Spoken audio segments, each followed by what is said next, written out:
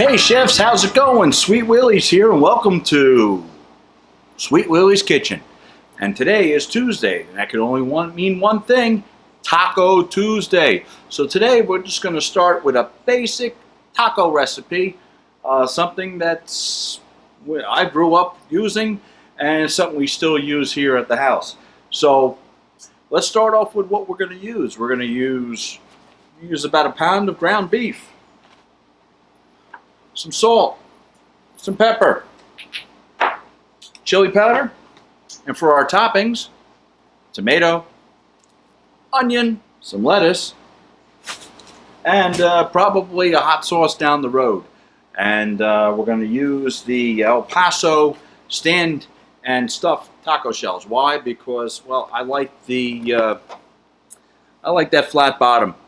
That way when you put everything in, things don't get all topsy-turvy. So stay tuned and we'll get things started.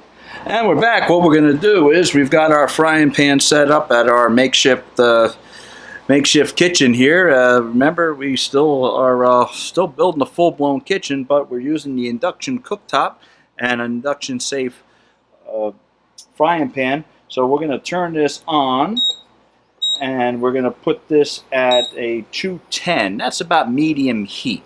Nice and simple. We're going to be using an 80-20 mix of ground beef.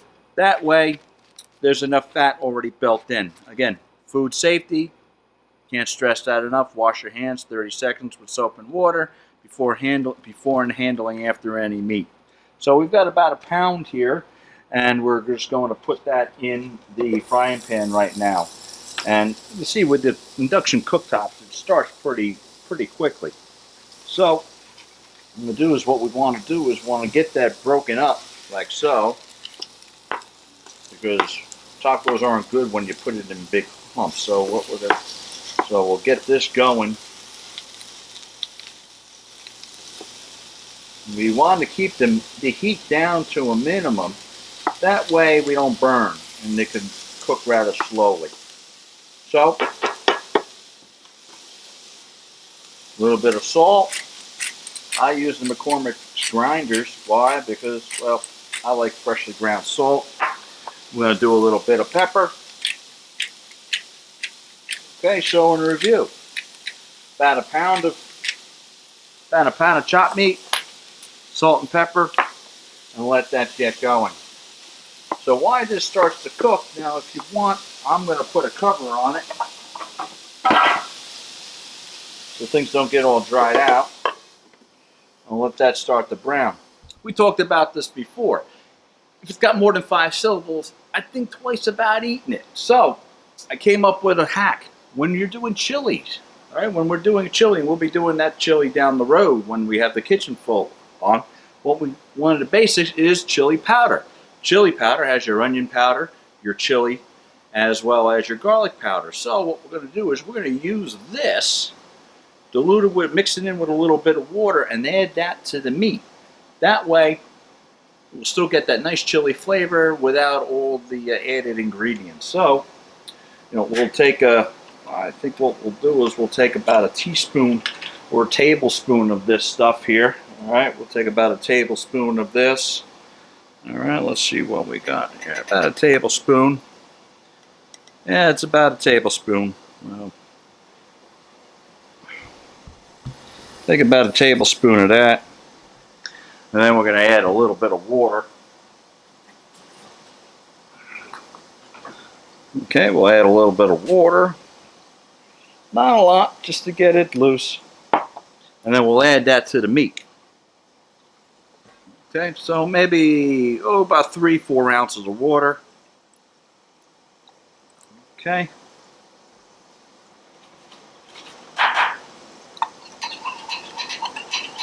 Mix that up.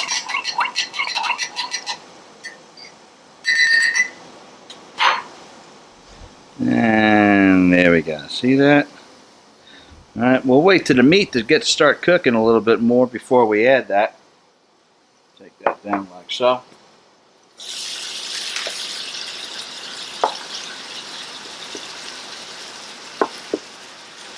Always breaking it up. That way the meat crumbles nicely. This is cooking for good and starting to smell nice. Starting to brown evenly. Again, there's a reason why they put the knobs on these stoves, so you could adjust the heat from high and low. Alright, and there's a thing called medium heat. And that ensures that things don't burn and things don't brown too quickly. So, there you go.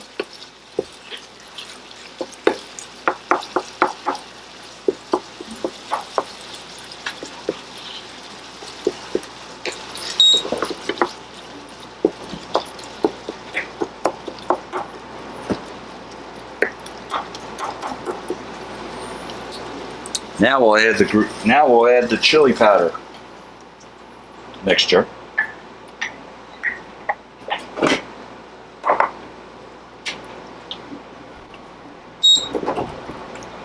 And get that started. You might want to raise the heat up a little bit to medium.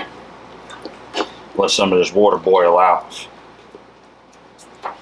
Okay, and we're back. Meanwhile, while the meat is cooking, let's start talking about getting the preparations for the toppings. Like I said, we're going to have an onion, a tomato, and some lettuce. Lettuce, tomato, and onion. I can't think of anything that's any better. So I think this is, younger viewers, I think this is the part where your parents would be helping out. So we would start off with a nice knife, and we'd cut a piece down on the onion. The reason why we cut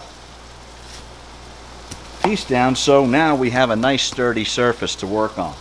We'll peel off the excess, the skin there. Onions have layers. Ooh, I heard that in a movie once. What has layers? I think ogres and onions all have layers. Okay, so what I'm going to do is we're going to chop this into some big pieces like so. And then we will take it down into some other smaller pieces. And this is where one of these choppers, one of these hand choppers, really comes into play here. So what I'll do is I'll get some of the excess out of here, and we'll take this 1, 2, 3, 4, 5 is enough for that, and we have a nice even chop. If you want to go more, all right, we can go a little more. We'll go 1, 2, 3. Now we have a nice even chop for our onions. Okay, I don't like finely chopped onions all that much. So we'll get that out of the way. We'll clean this off. Get that chopper out of the way. Again, we're working on still some tight quarters here because of the lack of kitchen, but bear with me here. All right, the next thing will be a tomato. Tomatoes have a very slippery, smooth skin, so when you're cutting those, you use a serrated knife, like a steak knife or a bread knife, and this will help give you a safe cut. So we'll do this nice and easy. Once again, this is younger viewers. Let your parents take care of any of the knife skills. Alright, we got that. Get a nice cut here.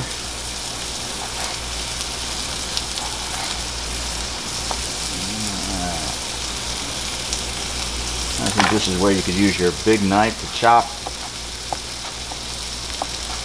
Okay, there we go. Now the last tomato. We'll wipe off our board. Again, we'd always use a sponge or so. Also, the meat's still cooking. As you can see, the water's boiled off. And now we've got ourselves our flavored meat. Now this is, once all the water is off, that means it's time to just turn off the heat, turn the heat off, and we're ready to go. So this has been cooking for about, 10 minutes. So we're ready to use that for our tacos. But the last thing is, let's put some last thing is to put some to get some lettuce going. So I like romaine lettuce. It's a good hearty lettuce, and we washed that off. We shook it off so we don't have any dirt or any other bacteria here, and we're just going to cut this down. Always be careful with the fingers. All right, and we'll cut it 1, 2, 3, 4, 5. Once again, big ribbons of lettuce. So we have our salt. So now we have our onions, our tomatoes, and our lettuce, and we're all set to go. All right. So next thing, what we're going to do is, no taco is good without a taco shell. Some people like the soft tacos. I happen to like a crunchy taco, and I'm using these for the flat bottoms. Yeah, these are they have microwavable options or in the oven. For the sake of time, we're going to use a microwave, but here we'll just put these on high for 45 seconds, and we'll see what we've got. And we're back. Taco shells have been in the microwave for 45 seconds according to the manufacturer's instructions, and now we're ready to fill these things. Okay, so well, again, they do a pretty good job staying upright, so we'll fill these up. You don't want to fill them all too much. You want to allow, I would go maybe about 1/3 the way there. With the lettuce, that way let some room for the fillings. All right, so I'd say we're about 1/3 through. What do you think? All right, and I'm going to use some. I always like to use. We start off with some onions. We'll start off with some onions. Right, onions are good. Onions are real good. We all like onions, and we'll get some tomatoes going. We'll put some tomatoes on. It's a good looking taco, huh? Good looking taco. Alright. Now, before we put the lettuce on, we got 2 more toppings to go with.